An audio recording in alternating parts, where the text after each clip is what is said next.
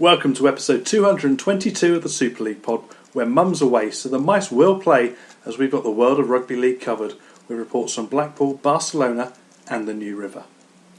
We see if Tom can meet a challenge better than Hull Kingston Rovers and find out the answer to what do vegans eat on pizza. Strap yourselves in, kids. It's SLP time.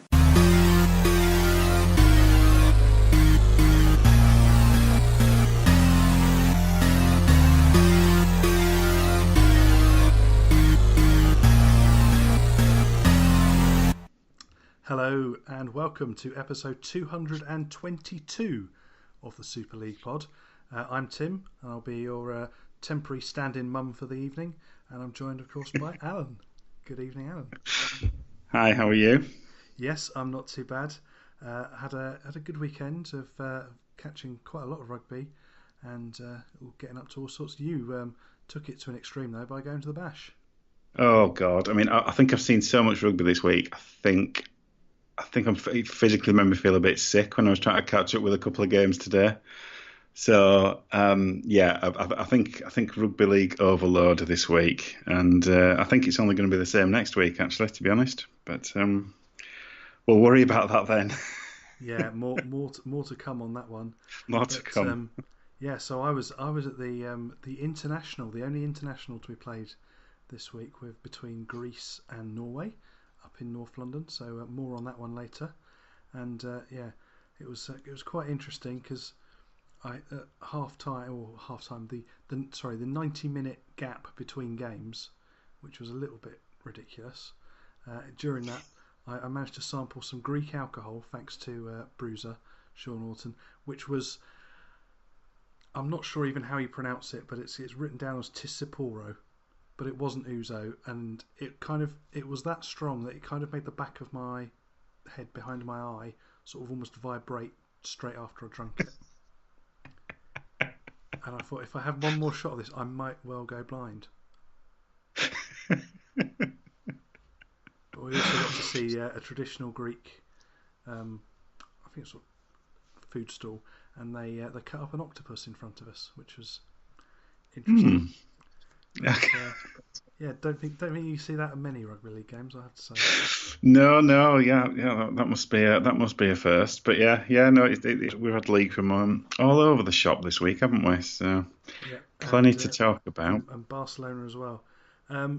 So we've got 65 fan views to talk about this week, as well as all the news, shout outs, and everything else going on. Must start with one quick shout out, which is to my parents for managing to work their Virgin box to record Wigan against Catalan, because I didn't think it was going to happen. I'd set off, I'd been at theirs over the weekend, set off Saturday morning, and as I'm on the train, I had that horrible realisation moment as the train was pulling out the steps. Oh no, I didn't set it before I left. So I was like, do I just give up on it? Do I give up on any hope of trying to watch this game, or do I try and talk my mum through how to do it? So I thought, let's give it a go, and I sent detailed step-by-step instructions on which remote to use, which TV to turn on, which bit you had to turn on, where to point it, and actually, fair play to, I don't know if it took one or both of them, but they managed to do it. So I did manage to watch that yesterday morning.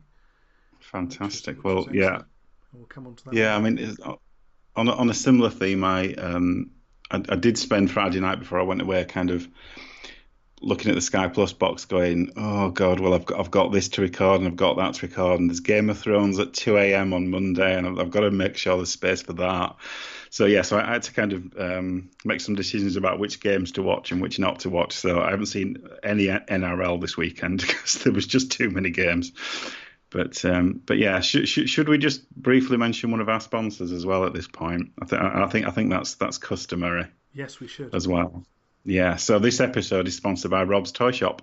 Find a wide range of toys, gifts, rugby league birthday cards and more at Rob's Toy Shop on eBay. Visit stores.ebay.co.uk/Rob's Toy Shop. And for any orders over £5, you can earn 5% cash back, and 1% of your order value will go into the SLP coffers by putting SLP discount at checkout. That's good. Served as a good reminder that I've got to buy a birthday card for a small person, so better get on that one. Yep. Okay, well, if there's nothing else for this part of the show, then let's crack on straight into the news.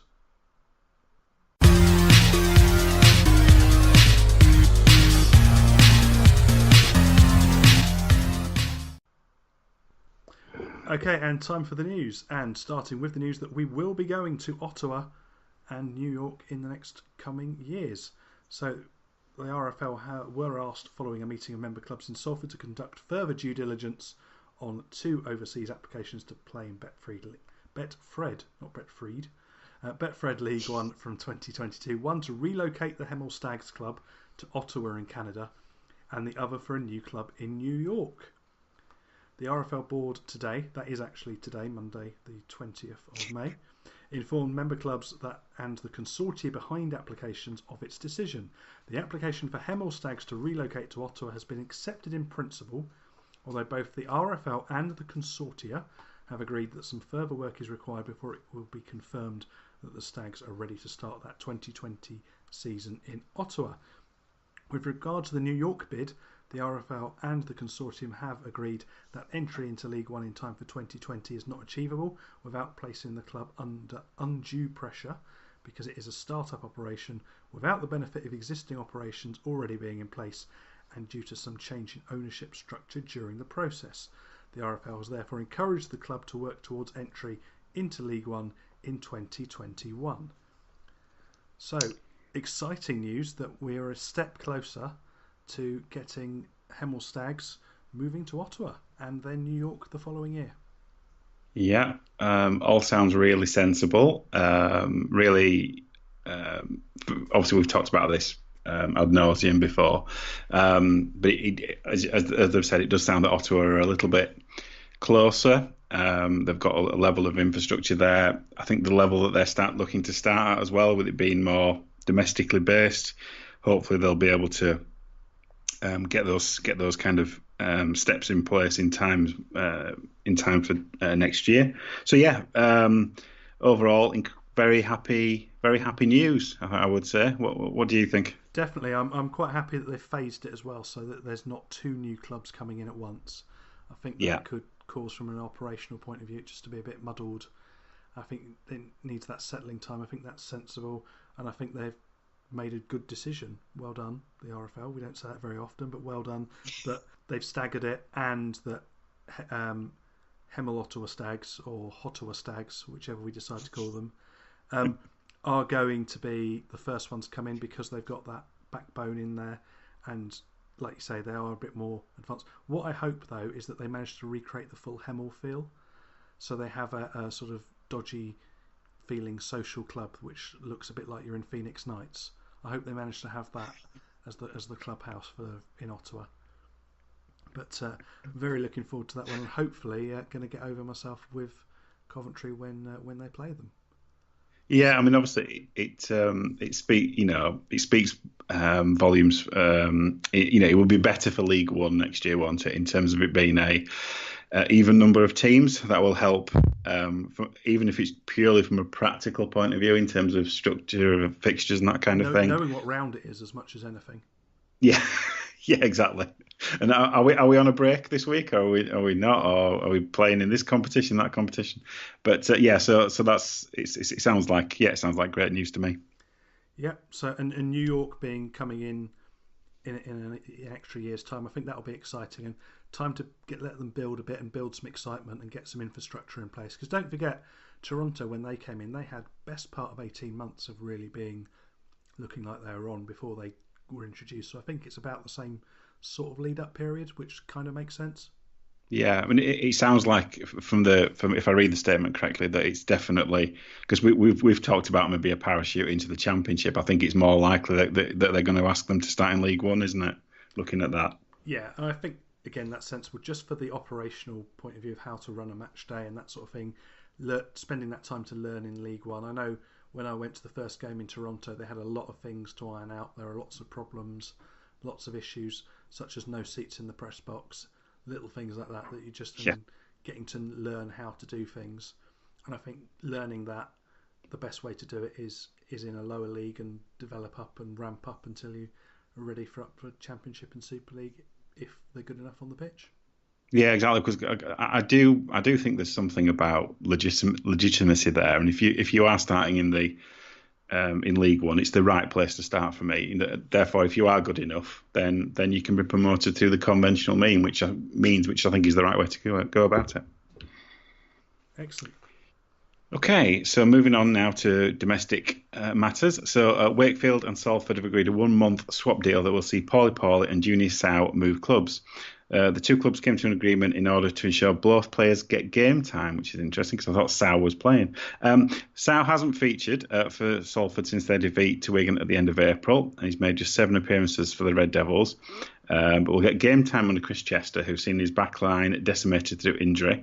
Meanwhile, Paulie Paulie has been a regular at Wakefield this season, making 12 appearances. However, he was hauled off during the club's narrow victory over Huddersfield 2 weeks ago, being subbed after a 12-minute period in which Huddersfield scored 3 tries, and he didn't return thereafter. So obviously, he was purely responsible for that. Then it would have it been. was all on Yeah. Paulie Paulie's. It was all Paulie considerable Paulie's fault. shoulders. Yeah. A couple of people got in touch on this one. So Tom Andrews, you'll hear that name again, says, looks like a strange swap initially, but when you think about it, it shows two players who are likely heading out of their respective clubs at the end of the season. Yes, I would take both at Hillcare. Neil, get your checkbook out. And Josh says, I didn't realise there was a weight cap as well as a salary cap. Looks like Wakey are going to be under both, but an all-round. We've still got David Fafita to make up for 3 people on his own. As he says, all around a good deal for both. Salford aren't weak in the forwards, and Wakey get a better quality player, but no fees either way. What do you think about it?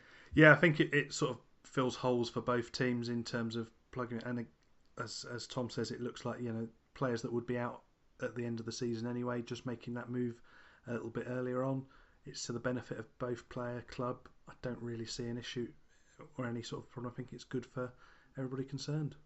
Yeah, no, completely agree.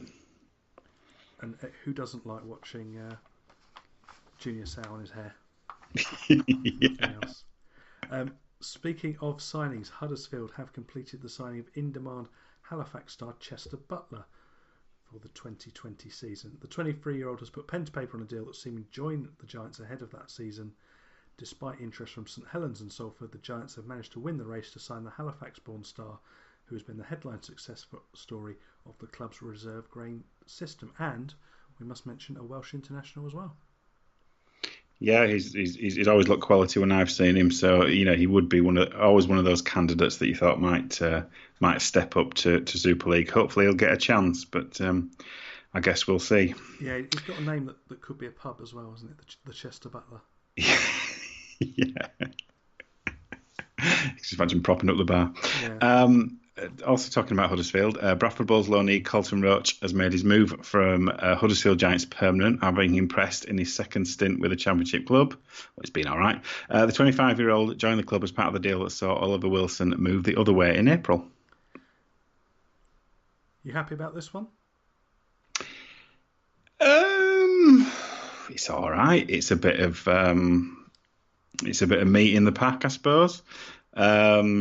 We talked about Oliver Wilson going the other way a few weeks ago, and that was expected. Again, if a player's got the ability to step up to the next level, you never mind that. Yeah, Colin Roach is all right, solid enough, but